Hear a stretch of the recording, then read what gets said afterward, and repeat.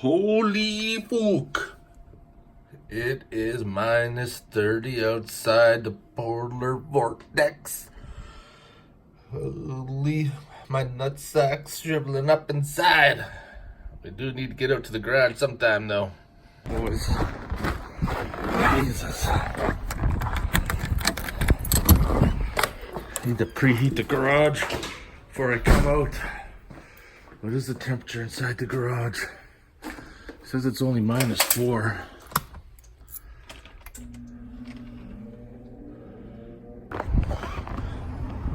Just checking the block heater. 4.5 amps. It's working. Yesterday, before it got really cold, took my ATV battery out. Make sure that's on charge. I usually try to take it out in the wintertime because I find if I leave it outside in the cold, it kills the battery pretty quick. Good day everybody, it's Jerry from Bullshit Corner. Welcome to this part of the video of the LS swap. I got the engine right beside me here. Probably not going to be able to see it in the video feed, but before we start assembling the motor, get it ready to drop inside, see if it's going to fit, I want to remove all the wiring from the Jeep itself. This will make it easier.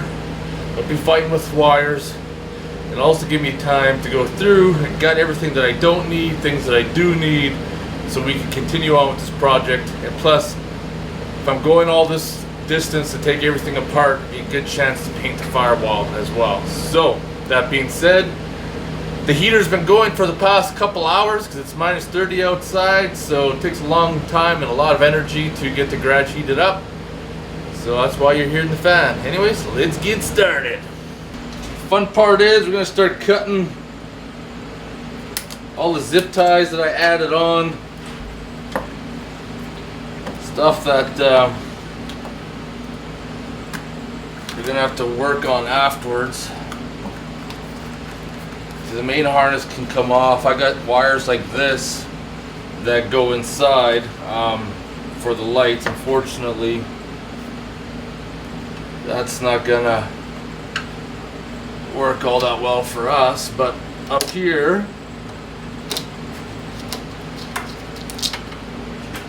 you know, one of the things with the Jeeps is that the factory light up top here is a piece of crap. I installed this LED. It's got like a mercury switch here. It has worked out awesome. And I can see right now this is going to be a little bit of an issue because I'm going to have to pull this out, remove this, and then drop it down. This ground cable off here.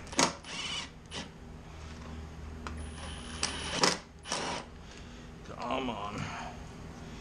Tangled up in a frickin' mess. Alright. I don't know what happened there. I'm gonna have to fix that. Yeah, we're gonna have to do something better than that dog shit right there. I'm not sure what the frick I was thinking there. The original ground screw broke off, so I just monkey shitted a stud on there, but we're gonna have to do better than that now. There's some sort of broken wire connector down there, frick's sakes. Pull these connections from the fuse box, because once we get rid of them, the battery cables will come out. Another wire in there once upon a time looks like it broke off. What the frig over. Now, one thing about the Jeeps is that battery cables come in one mess right here, and I'm gonna need to save this part here because I'm gonna have to get some bigger cables on this for the LS. I don't think these wires are gonna be suffice. Pull these plugs off. Some dirt and shit in there. Seals must not be doing their job. And we can pull the computer out.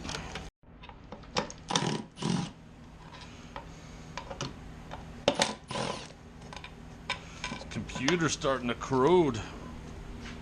Looking at this mess right here, looks like I could get a bunch of this harness by disconnecting it from its retarded cousin right up here. That'd be a big chunk of the harness out of the way. Wonder how cock stiff these fucking fittings are now. Safety lock is pulled.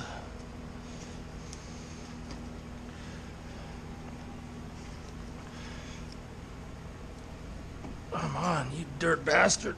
Oh yeah, that's not the way it's supposed to go. There's one. There we go.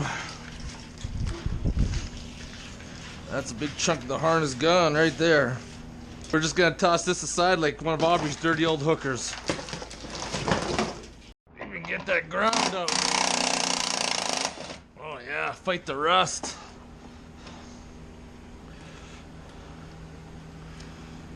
Dirty old green ground lines. Holy shit, boys. What the frick is going on? That can't be good. Water's built up in this line and just sat there. I don't know how many years it's been like that. I'm gonna have to investigate that further. Need to start pulling the clips, get that off. This is the only trim tool I trust is right here. I was a fool and got soaked into getting these plastic ones. They're shit. They're fucking shit in my opinion. They flex way too much. You try to peel something off, these things, no good. I bought this one here. Blue Point. May have its place. It's too big, too fat. Speaking of oddball shit, I was coming across digging around for junk, and deep in the abyss of my toolbox here, dug up this old socket, eh? Who remembers what this thing is for? Man, a lot of my viewers are young. The day that you needed this, you're probably still sperm in your dad's fucking ball sack, or you're bald and smell like fucking pee. Back in the day, this was a 4-wheel drive hub socket. You don't see this anymore because everything's automatic hubs are full locked. Anyways, let's quit fucking around. Next thing you know, you'll be banging your sister. So this main harness, one that's coming out right here. Oh shit. Fuck, settle down. Gonna bust that fuse box up even more. In case you're ever wondering what this black box is, that's for your daytime runner lights. So, alright, we gotta do something about these wires here. We're gonna have to put a quick connect on them, or just cut them, but we're gonna put a quick connect. So, this harness here is pretty much gonna be virtually untouched, except for the wires we're gonna need to run down to the fuel pump from the relay. We gotta figure all that shit out yet. Let's cut these wires and put some quick connects on them. Should've did that the first time around, but when you're wiring all this aftermarket accessories, you're not thinking that someday you might want to do an LS swap, and now they're in the fucking way. Man, there's so much treasure inside here. So much stuff I even forgot I had. Like a gas-powered soldering iron. Hey? Don't use that anymore since I got the old TS100, which is the best, in my opinion. Sucker's been awesome. Runs off like 12 volts. I need some quick connectors in here. Fucking look at her chooch. Oh yeah, look at this as we dig down deep for some buried treasure. Oh, people cringe when they see these right here. Yeah. People hate these. They're quick junction, but you could have some issues. I actually installed the backup lights in my truck with these suckers, and they still work today. It's been like 5 years, and they haven't failed yet, but they will. It's just a matter of time. There we are. Quick connects are installed. Everything's off the way, but That dog shit is freaking bugging me. I'm gonna cut that off and re-weld the stud on there.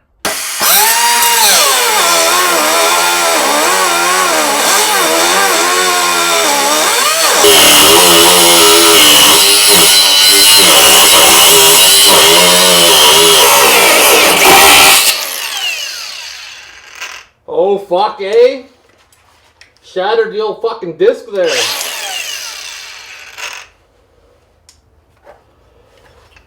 Good judgment would tell me to actually fucking change it out, but fuck, we're just gonna send it.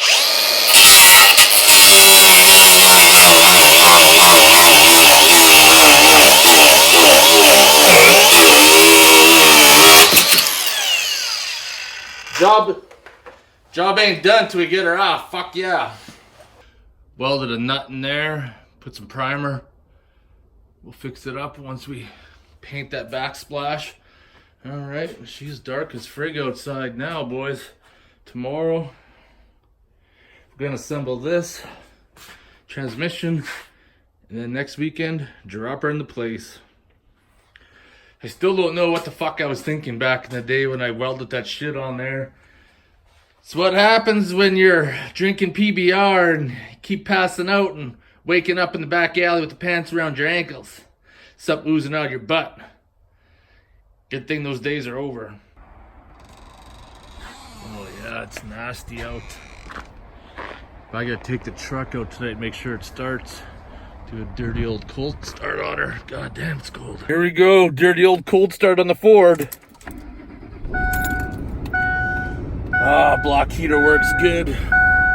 Minus 21 degrees.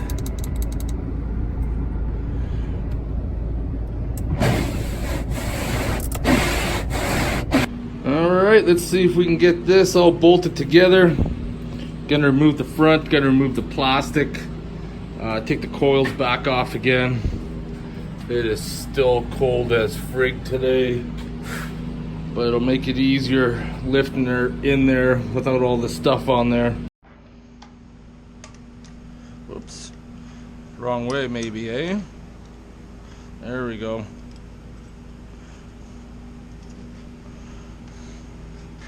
See if this little gun's gonna be strong enough to get all these bolts off. Oh, it just might. Hey? Sounds like it struggles out there for a little bit.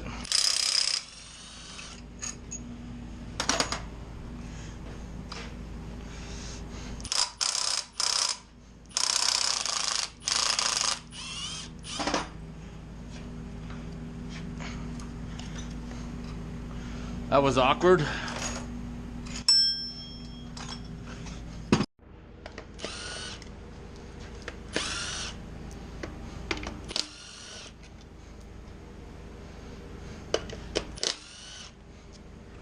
I think that's all of them. There we go. Got the rigging on it. Gonna try out these new ones. These are rated 4,000 pounds, I believe. Not a big fan of these connectors, but they're apparently rated for 1,760 pounds each. So, guess we're gonna find out if the engine's gonna take a dump or not. Alright, let's get some lift on this so that we can disconnect it from the engine stand. Carefully lift it up. You want to make sure nothing is binding. Like right there, the way that chain link was, not very good.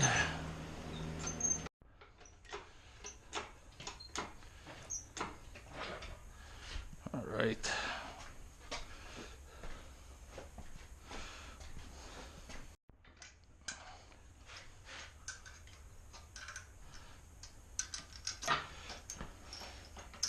The engine stand I'm gonna have to deal with somehow.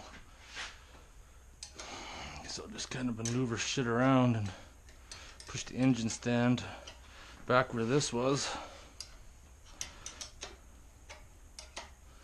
This is the last bolt.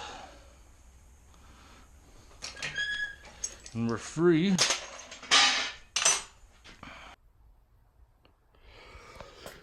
Well, I just noticed that the pilot bearing is still in there. We gotta yank that out before we can put the flywheel and torque converter on. I'm gonna try with some grease and a socket. Try to force it out that way. Oh yeah. Just fill that hole full of grease. So you can see right now, got some hydraulic pressure feeling down there for sure, so. All right, moment of truth.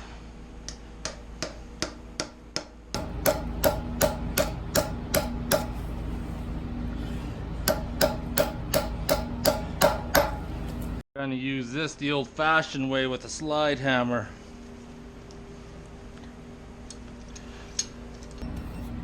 It's coming.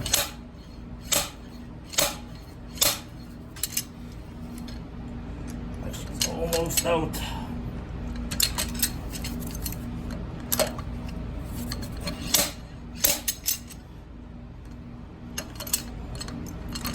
You are so close.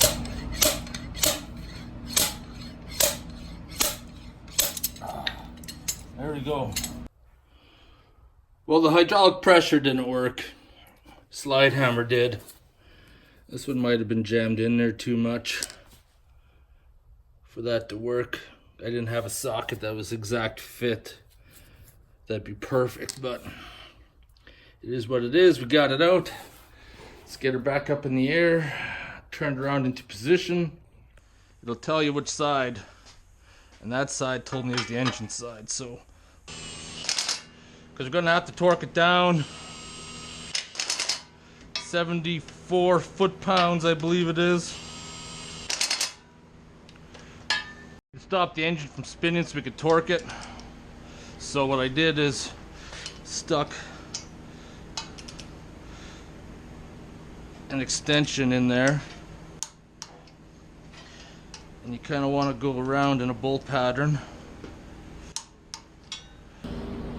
So this is where the moment of truth comes in now. We need to take the torque converter we got and fit it up before we even install it on the transmission. Because if there's an issue, we're going to wreck our damn pump. So what we're going to have to do is, some people have problems and they have to mill off part of the snout so it can fit. Other people have reported issues that the torque converter runs into the bolts. And other people said it has worked fine. We're about to find out. Got my torque converter right here.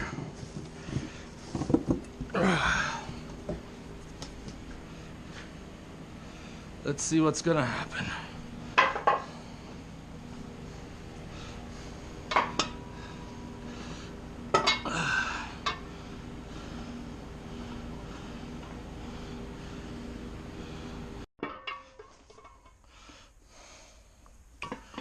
Got a ruler here.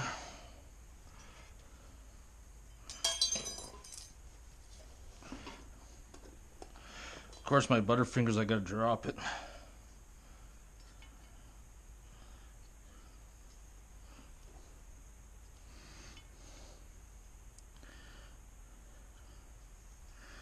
Yeah, it's gonna be roughly about a 1/4 inch.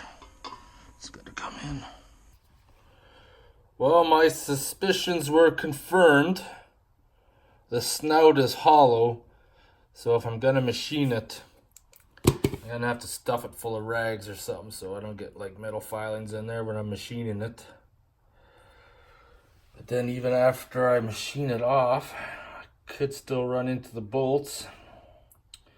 Plus, I'd have to fit it up to the transmission to make sure the snout and the transmission's still gonna clear, and then see what's gonna happen.